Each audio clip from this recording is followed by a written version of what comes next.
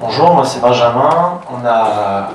Je participe depuis quelques mois à un collectif qui s'appelle Stop Paying.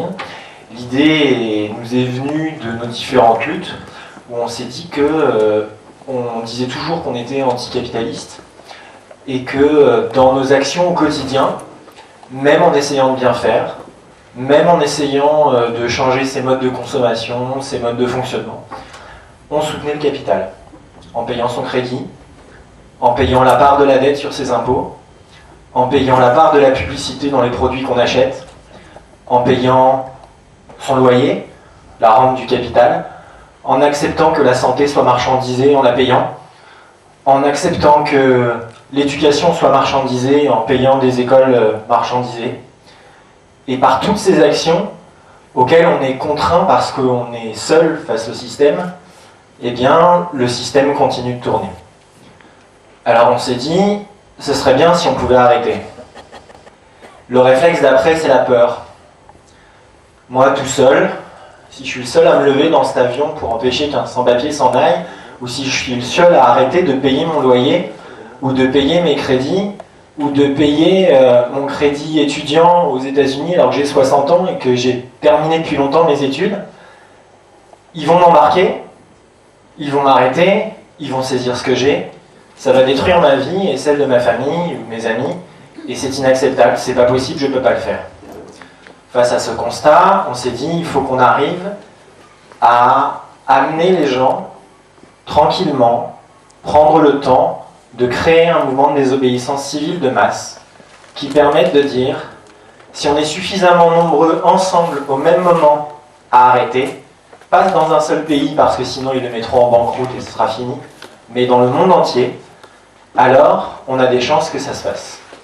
Alors comment faire? On a lancé une pétition engagement qui a aujourd'hui 10 000 signataires. 85% des signataires sont français, mais on a des signataires de 45 pays du monde et c'est en train de décoller parce qu'on a fait le choix de traduire notre pétition dans aujourd'hui une dizaine de langues, mais on envisage d'ici la fin de l'année une trentaine de langues. On a des relais avec les mouvements dits des indignés, donc Occupy, Ciento Treintados, le mouvement du 15e. Peut-être que tout à l'heure dans la salle, Jean-Jacques pourra vous toucher un petit mot sur ce qu'il compte faire à Barcelone pour faire des ponts avec d'autres. Il est allé au FSM également pour en parler. Donc tous ces ponts, ces liens se tissent. C'est possible de faire quelque chose. Et bien sûr, quand on dit qu'on ne veut pas payer, quand on refuse de payer trois choses, et je vais m'arrêter là pour pouvoir laisser parler Stan un petit peu, qui va nous parler du 13 avril, ce qu'on a fait récemment. Il y a trois choses qu'on refuse de payer. La première, c'est de refuser de payer pour la marchandisation du bien commun. Le bien commun n'a pas à être marchandisé. L'eau, l'air, les ressources naturelles ne peuvent pas être marchandisées, c'est un non-sens. La deuxième chose qui n'a pas à être marchandisée, c'est le droit. Le droit est inconditionnel, inaliénable. Si on dit que c'est inaliénable, ça veut dire que rien, y compris le fait que je n'ai pas assez d'argent pour le payer, ne peut m'aliéner ce droit.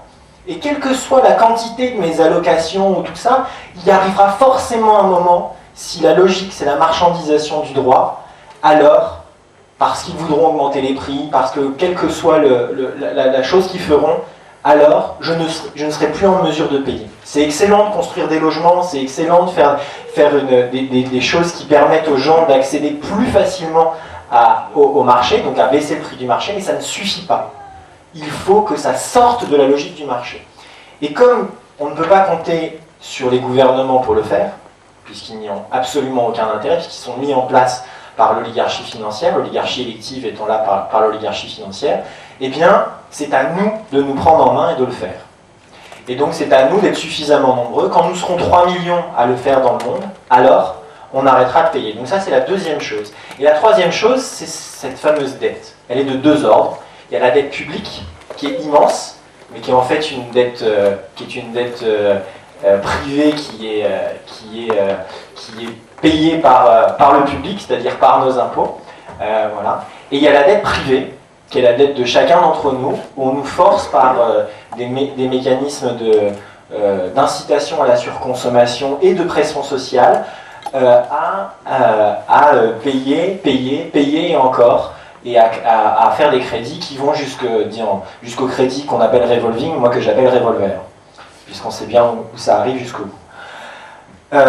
Ces trois choses qu'on refuse de payer, c'est dans toute notre vie qu'on y est confronté. Et on aura beau faire tous les mouvements qu'on veut, si on n'arrive pas à un moment, non pas seulement à taxer le capital, puisque taxer le capital c'est accepter qu'il soit là, mais à abolir la possibilité de la rente du capital parce qu'elle, c'est un non-sens, alors on arrivera à quelque chose. C'est pas demain, c'est pas après-demain, nous ça dépend, les plus optimistes chez nous arrivent à la boule de neige, dans 6 mois ça sera bon. Moi je pense pas, moi je crois plutôt que c'est un mouvement qui va prendre plusieurs années à s'installer, pour qu'on ait non seulement 3 millions de signataires, mais 3 millions de personnes dans des collectifs locaux réels, pour que les gens puissent s'organiser là où ils sont, et on le met en perspective, pas seulement sur un refus, on le met en perspective sur deux autres choses, qui sont renforcer les solidarités déjà existantes, on appelle ça solici, voilà, donc les solidarités citoyennes existantes, c'est-à-dire on les référence, si ce n'est pas déjà référencé, on les renforce là où elles existent, et là où elles n'existent pas, on les duplique et on contribue à les dupliquer. C'est indispensable parce que si on fait chuter le système et qu'il n'y a pas de terreau solidaire et citoyen derrière, c'est irresponsable. Et nous ne sommes pas irresponsables, nous faisons ça parce que nous sommes d'une très grande responsabilité. Et la dernière chose, et qui est extrêmement importante, c'est la capacité à être nous-mêmes le système. Et qu'est-ce que c'est la capacité à être nous-mêmes le système? C'est la capacité à mutualiser nos forces, à mutualiser nos capacités de travail, de solidarité et d'échange. Et on a appelé ça musique. Musique, c'est un système de solidarité, c'est une mutuelle. À chacune de nos réunions, dans chacun des collectifs, les gens sont invités à contribuer de la somme, et pas seulement de la somme, de ce qu'ils veulent et de ce qu'ils peuvent. Si je veux contribuer 0 ce mois-ci, je contribue 0. Et les collectifs grandissant, on aura une cagnotte mutualisée, qu'on pourra utiliser pour pouvoir nous-mêmes mettre en place les solidarités qui ne sont pas mises en place par les collectivités.